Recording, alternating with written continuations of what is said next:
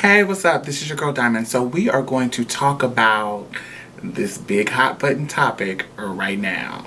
So let's listen to. So when people talk about, are trans women, my feeling is trans women are trans women. I think the whole problem of gender in the world is about our experiences. It's not about how we wear our hair or whether we have a vagina or penis. It's about the way the world treats us. And I think if you've lived in the world as a man, with the privileges that the world accords to men, and then sort of switch gender, it's difficult for me to accept that then we can equate your experience with the experience of a woman who has lived from the beginning in the world as a woman and who has not been accorded those privileges that men are. And so I think there has to be, and this is not, of course, to say, I'm saying this also with sort of the certainty that transgender people should be allowed to be, right? But I don't think it's a good thing to conflate everything into one. I don't think it's a good thing to talk about women's issues being exactly the same as the issues of trans women, because I don't think that's true. You can acknowledge difference and be supportive. You can acknowledge our difference and validate. You can acknowledge our difference and be an ally. You can acknowledge our difference without it being an attack. Now, she did not directly say that trans women are not women. If you are unwilling to acknowledge trans women in a way to simply just say that they are women, then that's problematic as fuck. I think the point that we should be trying to get to is that there is space for all of us under the umbrella of womanhood.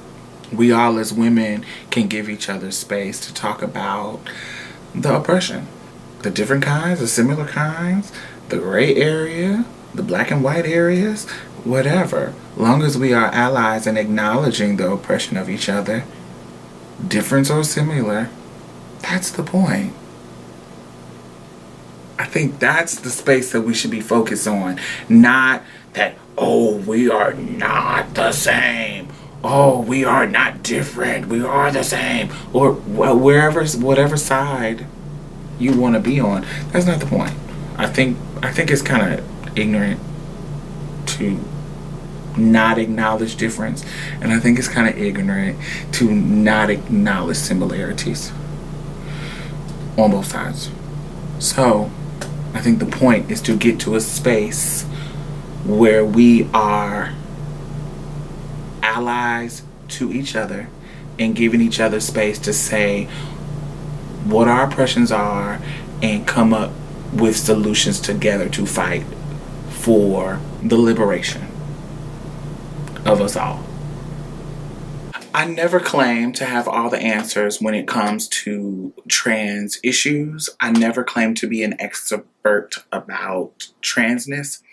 I have always been the person who shares my experience.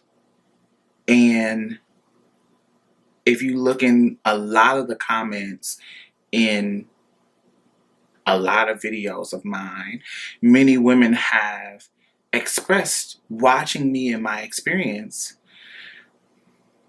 that they relate on so many levels, even as cis women. Okay?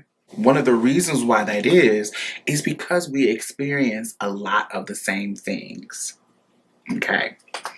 I've always wanted to create a lane and create a space where I can exist in a world as a trans woman and that be okay, and I be safe, and I be not excluded, not oppressed because of that adjective. Okay?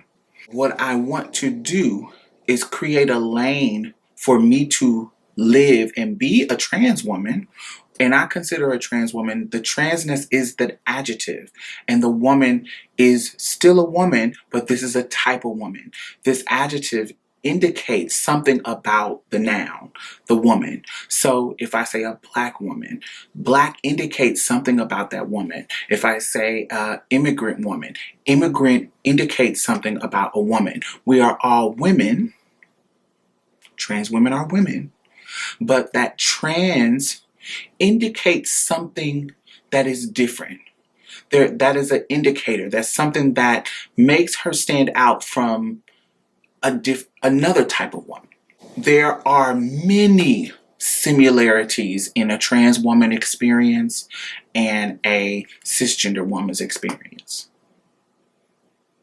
And there are many differences in a trans woman's experience and a cisgender woman's experience. So when she says, I don't think it's a good thing to talk about women's issues being exactly the same as the issues of trans women, because I don't think that's true. In some cases, that is not true. If we're talking about domestic violence, absolutely it is true. We all can be beat by our lovers. We all can be abused by them. A woman's issue that I have I only have a opinion about it in support as an ally is abortion issues. I have that issue, the agency over a pregnancy, that's not an issue that is something that I have to deal with. Now, I choose to engage in the conversation and engage in the debate because I'm a pro-choice person, and I think that women should have agency over their bodies and have full rights over what they do and don't do with their bodies. And I think government should stay out of it and men should stay out of it, because from the outside of a person who I don't know or have to deal with that particular issue. Now, the element of people invading the agency of my body, not in regards to pregnancy, but in regards to telling me where I can go to the bathroom, what I should do and don't do with my body. Do I deserve respect because of my queered body? Just all these issues of what I should and should not do with my body. I understand the feeling of, back up, this is mine. I understand that feeling, but not as it relates to pregnancy. You see what I'm saying? So that's one of the issues that is going to be different with trans women and cis women. Let's talk about privilege. Privileges are unearned benefits that some people have based on their positioning. One of the privileges that a male child has is that it does not have the conditioning that a girl child has to go through. Whether you're 1, 2, 3, 4, 5, 6, 7, 8, 9, 10, 11, 12, on and on and on, wherever you start. As a boy child, because of just the fact that you were born with a specific genitalia, you come into the world with privilege. That privilege, just like a white child, I don't understand how people can't get the... You can easily see how a white child comes into the world between ages birth and 5 or whatever, whenever. You have privileges. You come into the world. You're protected differently. You are schooled differently. You are talked to in a different way. You are oppressed in a different way. It's just everything is different when you are a white child. So the same goes for when you are a male child. There's a certain amount of privileges that come with being a male child. And so that conditioning colors how you interact with the world. It colors it. And how you are colored by that privilege changes the history of your womanhood, which makes you different than a cis woman. And that difference does not invalidate you. It just makes you different. There are things that we can co-fight that we all as women can fight at the same time because we are oppressed by it. But there are some issues that just don't affect others as much as it do other kind of women. It's just different. There are some differences, and acknowledging those differences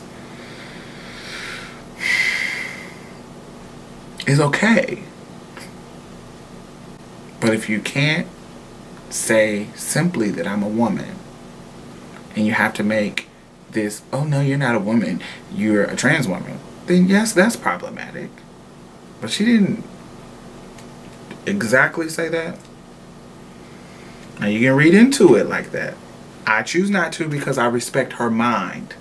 If this was somebody else, probably not. But because I have listened to her on other subjects and respect her mind, I'm not quick to go into that negative, like into a negative space where I feel like she meant it from a malice position or invalidating position. Because she said a lot of things. She said it wasn't about vagina or penis or anything like that. It was about experiences. And if we focus on experiences, it's different. Another element that I will offer is that there are difference between a person who was raised as a girl from 5 to a person who went till they were 40. The conditioning is going to be totally different. So Jazz Jennings and